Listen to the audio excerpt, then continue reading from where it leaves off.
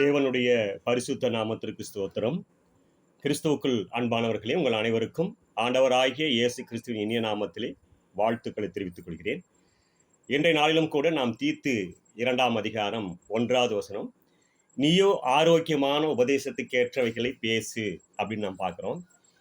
இந்த ஆரோக்கியம் ஆவிக்கேற்ற ஆரோக்கியம். தீத்து 2:2 நாம் பார்க்கிறோம். முதிர் வயதுள்ள புருஷர்கள் ஜாக்கிரதை உள்ளவர்களும் நல்லொழுக்கம் உள்ளவர்களும் விசுவாசத்திலும் அன்பிலும் பொறுமையிலும் ஆரோக்கியம் உள்ளவர்களாய் இருக்கும்படி புத்தி சொல்லு அப்படின்னு நாம பார்க்கிறோம். இது பவுல் தீத்துவுக்கு எழுதின நிருபம். இங்கே அன்பிலும் பொறுமையிலும் அப்படின்னு நாம் பார்க்கிறோம். இன்றைய நாளிலும் கூட பொறுமையில் நாம் எப்படி இருக்க வேண்டும்? ஏன்னா பொறுமை என்பது நம் எல்லோருக்கும் தேவையான ஒரு கிறிஸ்துவ பண்பு. ஏன்னா நாம் இந்த உலகத்தில் அவசரமான உலகத்தில் வாழ்ந்து கொண்டிருக்கிறோம். ஆனாலும் நாம் இந்த ஆவிக்குரிய வாழ்வில் நாம் எப்படி இருக்கிறோம்? ஏன்னா 2 பேதுரு 1ஆம் அதிகாரம் 5-6 நாம் பார்த்தோம்னா, அதிக ஜாக்கிரதை உள்ளவர்களாய் இருந்து பொறுமையோடு தேவ பக்தியோடு நாம் இருக்க வேண்டும் என்று நமக்கு அறிவுறுத்துகிறது. இன்னும் நம் வேதத்தில் நாம் பார்க்கிறோம், நம்மிடம் எவ்வளவு நல்ல பண்புகள் இருந்தாலும் பொறுமை என்பது மிகவும் அவசியமானது ஒன்றாக இருக்கிறது. கொலோசியர் 3:12 நாம் பார்க்கிறோம், நீடிய பொறுமையை தைத்துக் கொள்ளக்கூடியவர்களாக நாம் இருக்க வேண்டும் என்று கூட வேதம் அறிவுறுத்துகிறது. எபிரேயர் 10:36 நாம் பார்க்கிறோம், வாக்குத்தத்தம் பண்ணப்பட்டதை பெறும்படிக்கு பொறுமை உங்களுக்கு வேண்டியதாய் இருக்கிறது என்று கூட சொல்லப்பட்டிருக்கிறது. அப்போ வாக்குத்தத்தம் பண்ணப்பட்டதை நாம் பெறும்படி பொறுமை நமக்கு மிகவும் முக்கியமானது ஒன்றாக இருக்கிறது.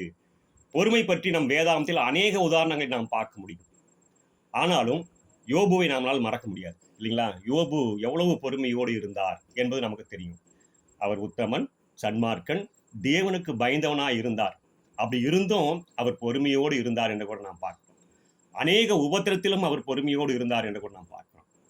1:21 பார்க்கிறோம், நிர்வாணியாய் என் தாயின் கற்பத்திலிருந்து வந்தேன், நிர்வாணியாய் அவ்விடத்திற்கு திரும்புவேன், கர்த்தர் கொடுத்தார், கர்த்தர் எடுத்தார், கர்த்தருடைய நாமத்திற்கு ஸ்தோத்திரம் என்றார்.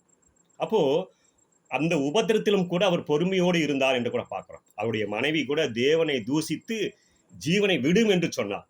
இருந்தாலும் யோபு எவ்வளவு பொறுமையோடு அவர் இருந்திருப்பார் என்று நம்மளால் புரிந்து கொள்ள முடிகிறது.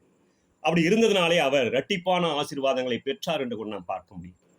அப்போ கிறிஸ்தவர்களாகிய நாம் பொறுமையோடு நாம் இருக்க வேண்டும். ஏனென்றால் எபேசியர் 4ஆம் அதிகாரம் 1:2 பார்க்கிறோம், அழைக்கப்பட்ட அழைப்புக்கு பாத்திரவான்களாய் நடப்பதற்கு நாம் பொறுமையோடு நாம் இருக்க வேண்டும். அன்பிலே ஒருவரை ஒருவர் தாங்கின்னு பார்க்கிறோம். 1 பேதுரு 2ஆம் அதிகாரம் 21 பார்க்கிறோம், கிறிஸ்துவும் உங்களுக்கு பாடுபட்டு நீங்கள் தம்முடைய அடிச்சுவடுகளை தொடர்ந்து வரும்படி உங்களுக்கு மாதிரியை வைத்து போனார் என்று கூட நாம் பார்க்கிறோம். கிறிஸ்து நமக்கு ஒரு மாதிரியை வைத்திருக்கிறார். நாம் அதை பின்தொடர்ந்து செல்லக்கூடியவர்களாக நாம் இருக்கிறோம். ஏனென்றால் ஆண்டவராகிய இயேசு கிறிஸ்து அவர் தேவனுடைய குமாரனாக இருந்தாலும் கூட எவ்வளவு பொறுமையோடு இருந்தார் என்பது நமக்கு முன்னுதாரணமாக சொல்லப்பட்டிருக்கிறது. முள்கிரீடம் வைக்கப்பட்டது, சவுக்கால் அடித்தார்கள், கார் உமிழ்ந்தார்கள் கூட என்று பார்க்கிறோம். அப்போ எவ்வளவு பொறுமையோடு அவர் இருந்தார், தன் ஜீவனை தந்தார் என்று கூட நாம் பார்க்கிறோம். இயேசு கிறிஸ்து நமக்கு ஒரு முன்மாதிரியாக இருக்கிறார். அப்போ கிறிஸ்தவர்களாகிய நாம் கூட ஒரு நீடிய பொறுமையோடு இருக்க வேண்டும். யாக்கோப்பு 5:8 நாம் பார்க்கிறோம், நீங்களும் நீடிய பொறுமையோடு இருக்கக்கூடியவர்களாக இருப்பதற்கு இருதயத்தை ஸ்திரப்படுத்துங்கள் என்று கர்த்தரின் வருகை சமீபமாக இருக்கிறது என்று கூட சொல்லப்பட்டிருக்கிறது. ஆகையால் பொறுமை நமக்கு மிகவும் அவசியம். ஆகையால் கிறிஸ்தவர்களாகிய நாம் ஆவிக்குரிய அந்த பொறுமை நம்ம இடத்துல இருக்க வேண்டும். உங்களுடைய பொறுமையான கவனத்திற்கு நன்றி.